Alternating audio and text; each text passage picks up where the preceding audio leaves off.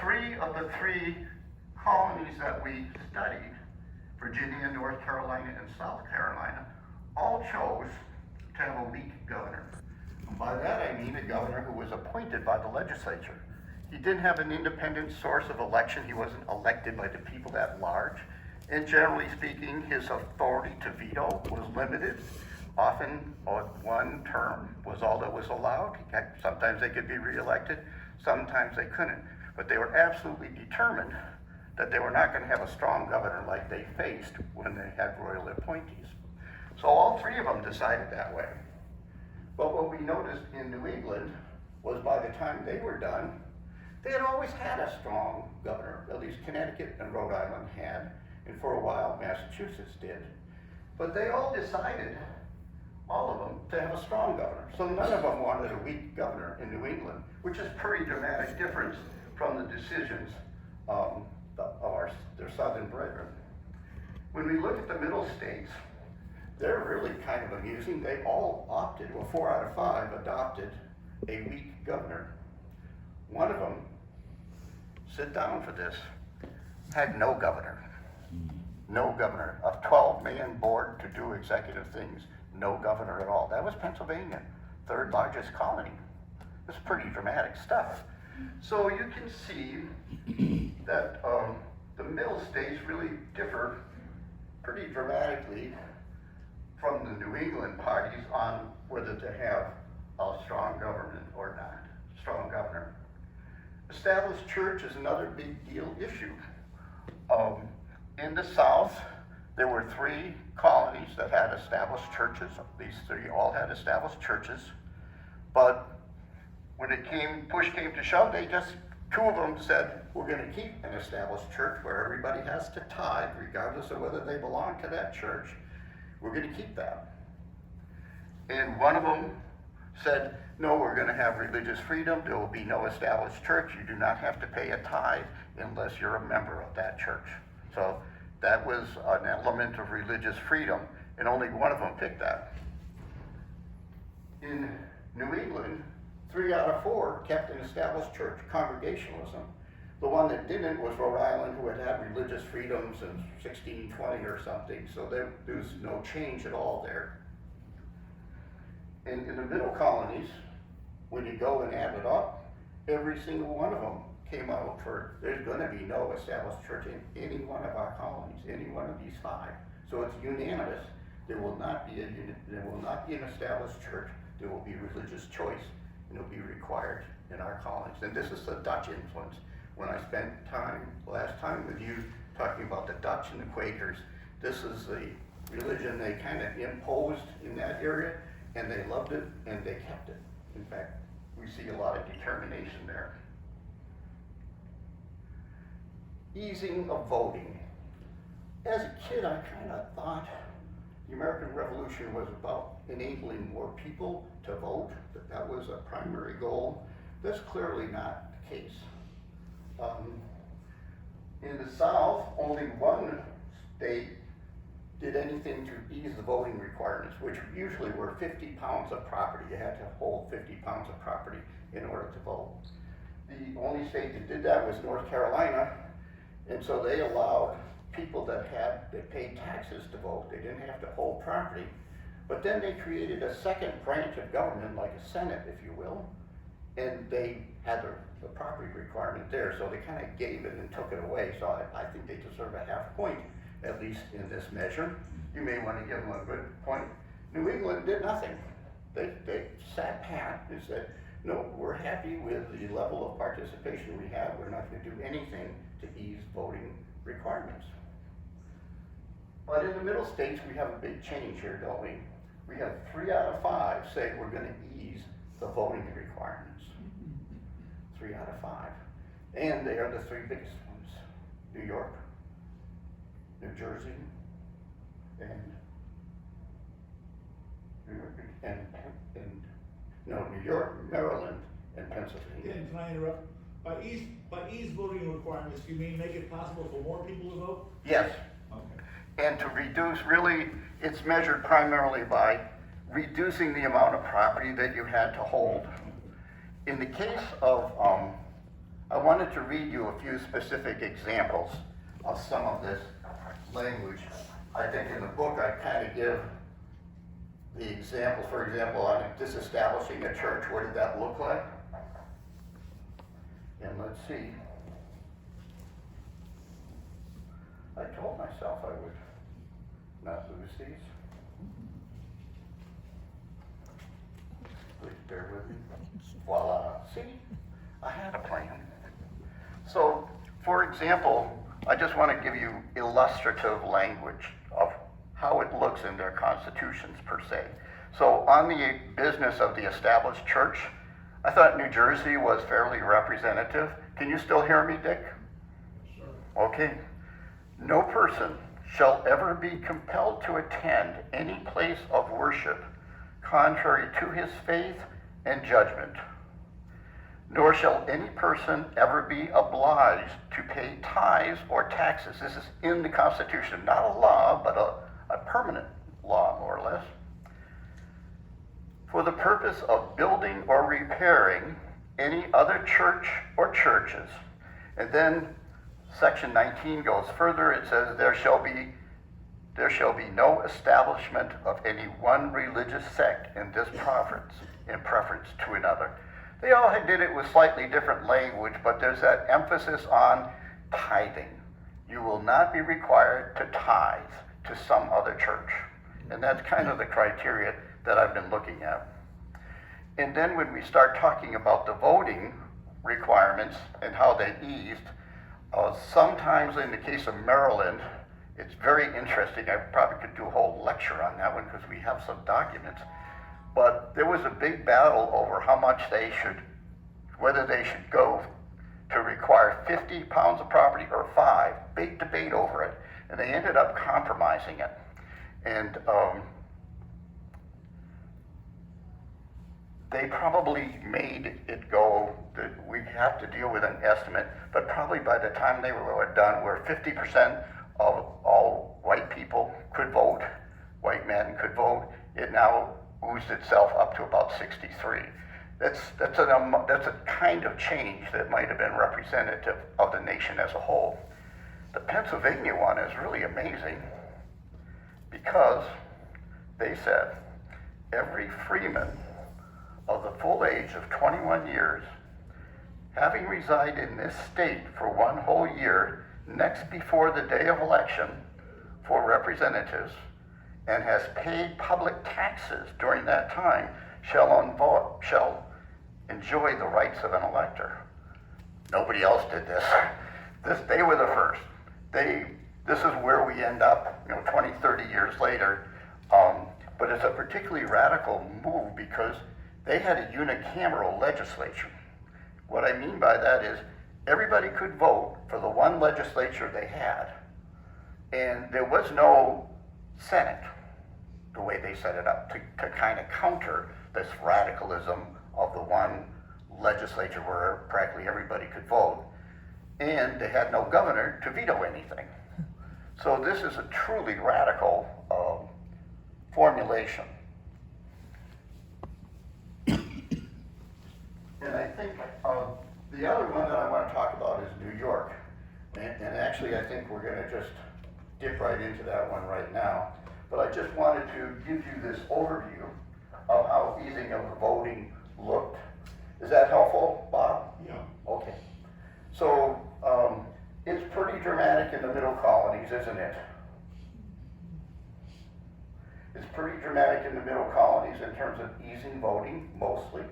And secondly, in terms of going with no churches being established. Pretty different from the rest of the country. That's why it's maybe more appropriate to say there isn't just one American Revolution, but in a sense, 13 different revolutions, all taking place in different colonies with different results. We see some patterns, and we can look at them, and that's what I've been trying to do. I just want to highlight a few things about before we go into New York. Each one of these states did some other innovative things that are worth mentioning. New Jersey, for example, is famous for the two down there, allowing women and blacks to vote. Nobody else did that, but they did that in their constitution. Regrettably, they took it away after about 20 years or so, but it was quite the innovation. Also, they are probably the first to deal with the issue of reapportionment. And by that I mean, in their current system, where the way the populations were, sometimes the places that had heavy populations were overrepresented in the legislature, and the populations had moved into the hinterlands more, and they didn't get representation. But they were the first state to put it in their constitution that every 10 years or so, they would reevaluate where the population is and adjust the bounds for representatives. So reapportioning that happens in this country every 10 years hadn't really been done ever in England, and they were quick to create that. So there's a lot of creativity going on in these middle colonies. Delaware actually had a provision. It was a slave state, and I think it's still, I'm not sure when they stopped being a slave state, but they had a provision that there would be no new slaves allowed in their state. So that was like one of the first, certainly for a southern state, that was the first step in the move toward anti-slavery. And I think in Maryland, as I talked to you just briefly about the battle that went on, and they ended up lowering their voting requirements a bit, certainly not to the level that Pennsylvania did. And we've already talked about Pennsylvania had no property requirements and no executive. And the other thing that's intriguing about them, isn't it? Notice they didn't approve the Constitution until July 15th, way after, approved the Declaration of Independence way after July 3rd. So it's quite late in the game. And yet, all these really creative things seem to have emerged. We've been kind of a study in irony. I wanted to talk about New York as an illustration of what's going on here in these middle colonies. And I particularly wanted to stress the New York story because of Nathaniel Woodhull. Now, you might recall that, I think it's July 9th is when they finally declared their independence. The story behind that is a guy named Nathaniel Woodhull. And for those of you who have read the book about George Washington and the Secret Six, one of the key persons was another guy, the nephew of Nathaniel Woodhull. I'm trying to remember Woodhull, the other Woodhull that is in the movies and everything, who's much better known because he participated in these events. But Nathaniel was an amazing person, providing remarkable leadership in the state of New York. What I mean by that is he had chaired 4 provincial congresses. Now, he lived in the eastern part of Long Island, and yet he was elected when the whole province of New York came together to vote for who's their leader going to be, time after time after time, 4 times in a row. They chose Nathaniel Woodhull to be the person to be their representative and spokesperson. He had fought in the French and Indian War. He had a great deal of respect for that reason and for others. I was pretty impressed with him because he was also selected to be the head of their Committee of Public Safety. This is a common thing that was done in a lot of the revolutionary periods in America, is when the provincial Congress went into absence, they would then have a Committee of Public Safety of maybe 6 or 8 people to handle all governing issues that were necessary until the Congress could come back. And Nathaniel Woodhull was the guy that they chose in New York to lead all of this. The reason I'm sharing this with you is what happened to him was no sooner did he become the head of their chairman and did they declare independence, then he decided to resign his position and to take charge of the New York militia. in his job where he reported directly to George Washington. This is at the time, you might remember that Lord Hull had taken this huge army of 38,000 men who was taking them to Long Island, really, after the Battle of Long Island. And the job of Woodhull was to get all the livestock and anything that could feed the British Army, to get them off of Long Island and to get them probably into Connecticut somehow, have to take them away by boat. That was his job. And in the process of doing it, he was captured and was killed. He was captured and injured. The exact date, let me see. August 10th was when this happened. And then he died in September 20th. And the reason why I like to point out to him is when you're talking about a person that had been chairman of all these provincial congresses, who had been a leader of their committee of safety, we're talking about a man who could have provided enormous leadership in New York, but whose life was snuffed out. One of the Americans that did a lot to bring about the revolution, but we never hear about him. Very few people know about him, but he fought, he gave up really his cush position, you might say, and died in the cause. A lot of people had this happen to them that could have been the flowering, added to the flowering of our new nation. And so I feel his loss, and if you're a New Yorker, I think you should as well. Let me see, I wanted to talk, I got those up there. I wanted to talk a little bit about some more of New York's provisions. And we can just work off this slide perhaps. First of all, they went with a strong executive, just like the New Englanders did. Kind of a change of pace. They had no established church. They called for an annual census, just like Pennsylvania did. The purpose of this was supposed to be to keep track of, where the population was and things of this nature. Also, they dramatically liberalized the voting requirements. In their case, they did reduce, let's see, I got them all down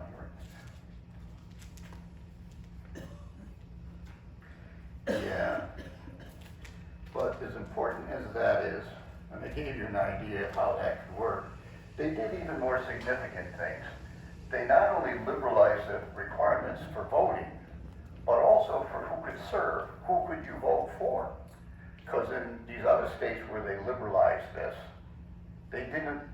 the people you could vote for all had to hold like 500,000 pounds of land or very large landholders or have great wealth.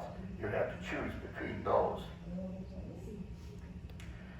The other big change that I wanted to bring to your attention is the secret ballot. Because during this entire time, there was no secret balloting going on. You had to vote in front of all of your peers. Everybody knew who you voted. Your employer would know who you voted. Your spouse would know who you voted for. It's all done public. How would a person vote if they didn't have to vote in front of everybody? New York put it this way, and whereas the opinion has long prevailed among divers of the good people of this state that voting at elections by ballot would tend more to preserve the liberty and equal freedom of the people than voting by voice. To that end, therefore, that a fair experiment be made, which of the two methods of voting is to be preferred. So they were going to go through a period of time where they're going to try. They're going to try secret ballot. You have to give New York a lot of credit for all the stuff. They may have been like the last to come to the dance as far as the revolution is concerned, but they certainly added a lot to what was going to happen. So that's what I wanted to say about New York. One could go through each one of these and be pretty impressed. I think the Pennsylvania story would be awesome as well. But what I wanted to do is to make the centerpiece of today's talk, hopefully you still got time to do that, the quagmire. And that's the campaign. You have to remember, while New York is doing all these creative things in April of 1777, when they actually passed their constitution, they're being invaded from the north. We're going to talk about, I call it Quagmire or the Sarasota campaign. And to some degree, to understand this campaign, you have to kind of recall the previous campaign. And we can do that with this map. For those of you that weren't here, what actually transpired was a gentleman named Guy Carleton was in charge of the British forces. This is in 1776, won't take long there, but it makes a big difference. And they went up to this place, Nut Island, on the very top of Lake Champlain. So you see this one here? That's Nut Island. And they started making boats. They made 30 boats, warships. And during September and October, they took those boats. Let's go back. Okay. They took those boats down Lake Champlain. You can see it's a long, I think it's about 100, 150 miles. Anybody from New York know that? It's in the book, but I didn't memorize it. But it's a long ways. And they confronted Fort Ticonderoga. But before they could do that, Benedict Arnold, of all people, was in charge of building the naval fleet for the Americans. And he did it in a place called Skenesboro, which I'll show you where that is shortly. And he pestered his bosses into letting him strike out at them, rather than waiting for them to come, that he would try to sneak back and ambush them. And I think mainly to quiet him down. And when you read the correspondence, you get the idea that they're him again, you know, okay, do it, just so long as you go away, kind of thing. They don't say that exactly, but if you read the writing, you'll think that. I did. So he goes to Valcour Bay, which is this right here, is Valcour Bay, and he waits for them. They sail by him, and then with the wind behind him, he launches an attack. He loses all of his ships, but he does some damage to the British fleet. And Carleton, who has with him General John Burgoyne, who's supposed to be in charge of the infantry, Carleton comes up to Ticonderoga and he says, you know, it's cold already. It's October 15th. They have 10,000 men in Ticonderoga entrenched. I have about 8. Do I really want to do this right now? And he backs off. He decides not to do it. He moves all his men back to Nut Island and waits. That was considered a big defeat because of Valcour Bay and Benedict Arnold, our favorite traitor. He was actually both a traitor and a hero, as it turns out, a crazy hero perhaps, but when you judge his actions, you have to be impressed. So that's the setting. And it matters because General John Burgoyne was a very ambitious, somewhat arrogant and aggressive individual.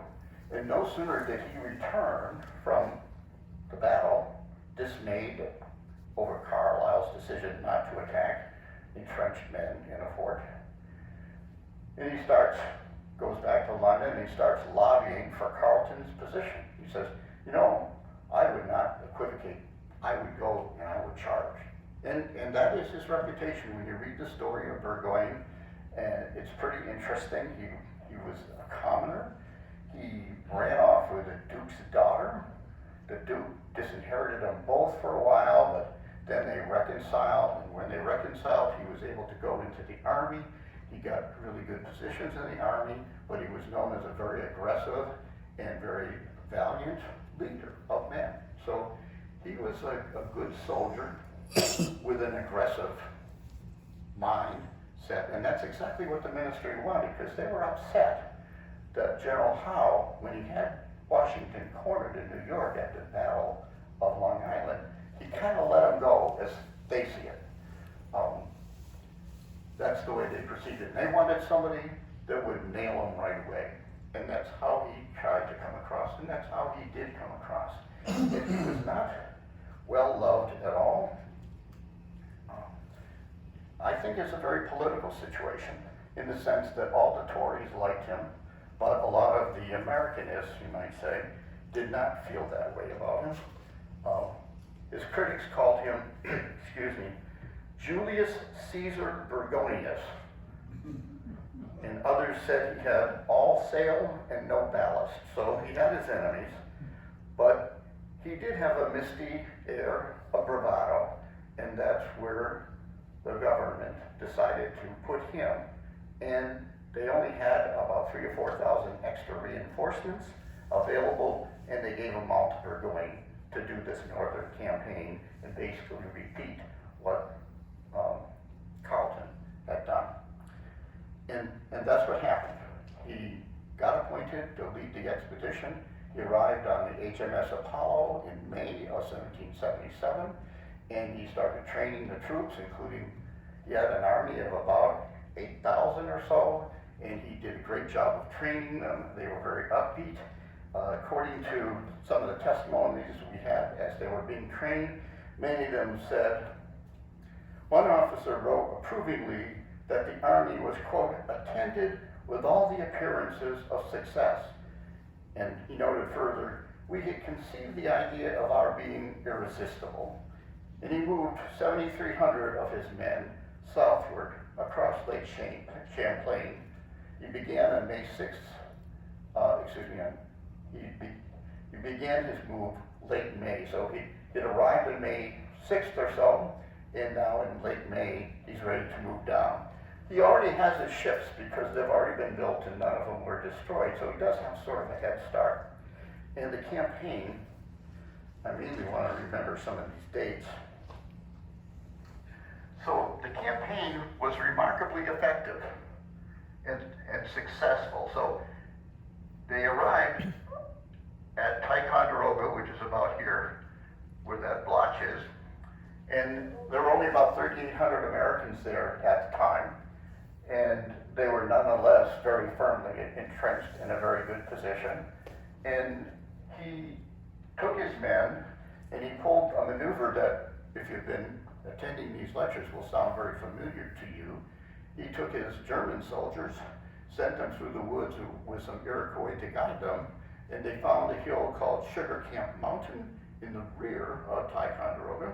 They dragged all their cannon up that hill, and in that position, they were able to shoot cannonballs into the rear of the Americans at the fort of Ticonderoga, forcing them to leave this marvelous earthen fort, well defended, and they had to capitulate. One good thing about it from the American point of view would be they were not in a lot of disarray. They were able to leave fairly readily without being under fire too much. And so they split into two different groups. And one of them, I want to show you this slide. I don't know how well you can make this out, but here we got Ticonderoga here, okay? And this is Lake George. So a lot of times you go from Ticonderoga and you sail down Lake George to get to the Hudson River, which is right about here, okay? So you would portage there. But see this other river parallel to it? It's called the East River. And at the end of it is Skenesboro. Skenesboro is where the Americans built all their ships. All the equipment for building ships was there, all the lumber.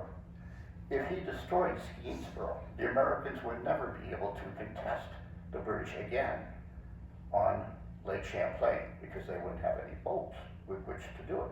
So he made it a priority. After taking Ticonderoga on the 5th, by the 12th, he had taken Skenesboro as well and destroyed all the American capacity for doing that. He's off to a very, very successful start. And it's at that point, and Washington commented upon this, he made a self-inflicted error of his own making. And what he did, and I hope the geography is enough for you to see. This arrow that I've got, see the point? Can you make that point out at all? That's also the Hudson River, but there's no road from Skenesboro to the Hudson River. It's about 23 miles of ruts, swamp. And instead of taking all of his troops all the way back to Ticonderoga, which would undoubtedly be quicker and easier because they control the seas, and then down Lake George the way most people did in order to get to the Hudson River. He decided to plow his way through the forest. And yeah, we have a description of this. There were some wagon ruts. Okay. There were some wagon ruts, a virtually virgin forest, mucky swamps, and 40 bridges to repair in this short element. The American general, Schuyler, knew this area very well, and as predicted, the Patriot rear guard relentlessly chopped down logs to prevent their passage in any easy way along the way to the Hudson. Amazingly, however, the Redcoats did in fact make it in 3 weeks, but this achievement bore a very heavy cost. One, they used up a lot of food, their men were tired and exhausted, and they had to abandon 100 of their 138 cannon. So they only had 38 cannon left with which to fulfill the rest of the mission.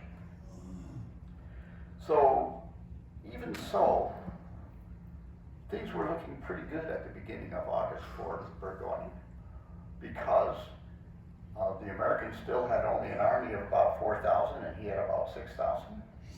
That's good odds. He had accomplished his goals of getting to the Hudson and only had 33 more miles to go to get to Albany. So this was certainly good. In addition, he had learned that there were British soldiers coming up the Hudson to put pressure on the Americans so that they might have to draw off some of their men, and also down the Mohawk. So a lot of things were going in his favor at this point in time. But this month of August, a lot of things went bad very quickly. The first thing, which probably he didn't realize was as bad as it was, is the Americans decided to replace Schuyler, the top general there. He was a good friend of Washington. It was hard to believe that he did a really good job, preventing them from capturing anything and slowing them down dramatically. But they put in Horatio Gates, and he didn't really have too impressive a record other than that New Englanders liked him, and they didn't like the patrician Schuyler, who was kind of aristocratic in his manner. And this would make a big difference because now Americans from New England would start to come out in droves. The second thing that happened was that he said, I need more food for my men, so I'll send out some foragers because my supply line really is pretty long, and we don't have a waterway or anything. It's hard to get everything back. So he sent out a group of 600 men to round up whatever cattle he could for his men because they were starving. They were starting to get weary. And when he did it, he went to Bennington to start to round all this up. And it turns out that John Stark, and his sharpshooters, try to say that 40 times in a row, were waiting for him. And they ambushed him. And they took a tremendous toll on him. They killed or wounded almost all of them. Burgoyne had no choice, did he, at this point in time? He had to send another expedition out, and they met pretty much the same fate. He lost 900 men, 15% of his force, because he had to send out a foraging expedition, and the Americans were waiting for him, and they picked it off. Suddenly, he realized that not everything was going his way. His mood had been celebratory, and I just want to share this quote, even though it's a little late. Description of Burgoyne by the wife of one of his top generals under him. Please find that one, it's so cool.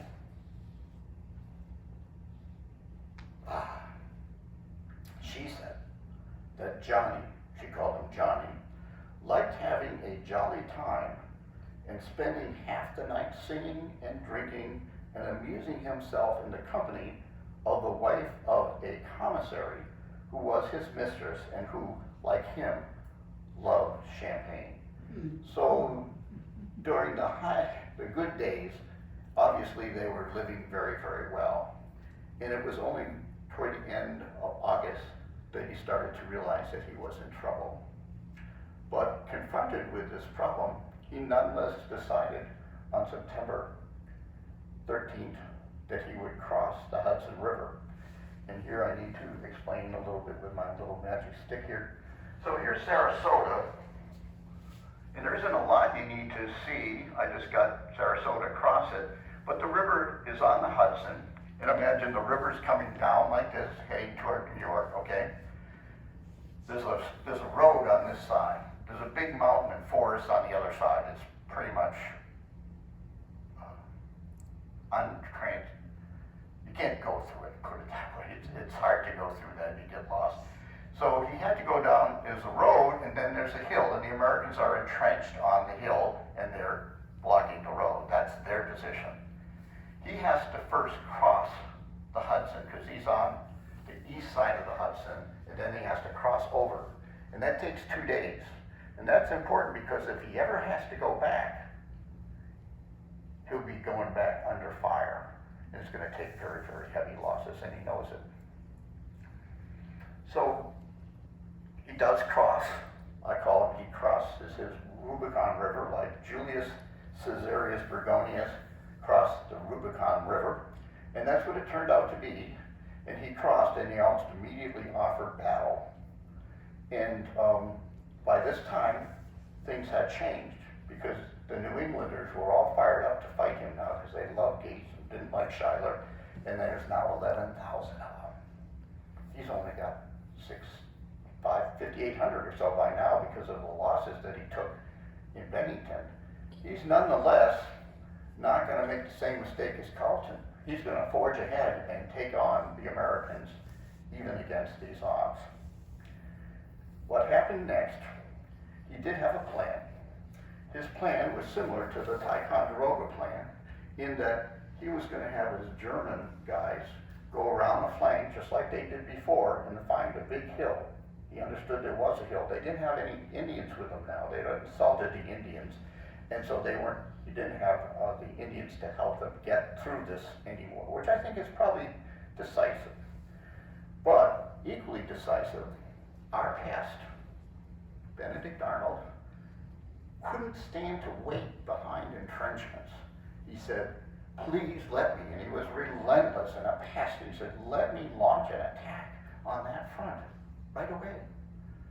And you can see from the correspondence how they felt about this, and they let him do it. And he did. He launched an attack on them. It was kind of an even battle, I think, but the British were taking heavy losses that they couldn't really afford, and the Americans now outnumbered them. And the second battle went pretty much the same way, but the big thing is they never got to that mountain that was supposed to save them, where they could dump cannon down. And they realized they were in trouble. I mean, before they knew they were in trouble, or should have, but now it was very, very serious. And his men couldn't be fed. They couldn't go back up the river, like I said, because they would have to cross it, and while they're doing it, the men would all be picked off. It would be impossible to do that. So he surrendered. On October 17th, he was forced to surrender 5,800 men, only 27 guns. The other 100 he left in the woods. Only 27 guns. And this turned the American Revolution completely. We might get into it. This turned the American Revolution completely because a lot of those guns, if you've been to previous lectures, came from France. Do you remember? The French sent guns with Beaumarchais, sent guns to Portsmouth, and they ended up in the Sarasota battlefield.